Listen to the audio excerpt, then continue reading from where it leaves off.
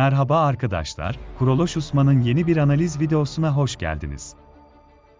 Arkadaşlar bu videomuzda Komutan Neyman'ın sonu hakkında konuşacağız. Onun sonunu ne kadar göreceğiz yani arkadaşlar Komutan Neyman'ın sonu bu kadar çabuk gösterilmeyecek ama öncelikle tarihin olayları var.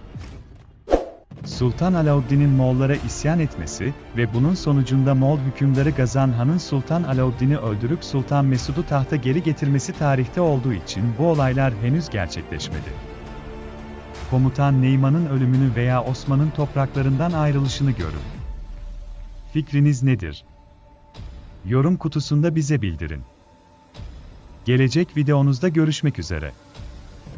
O zamana kadar Allah hafız.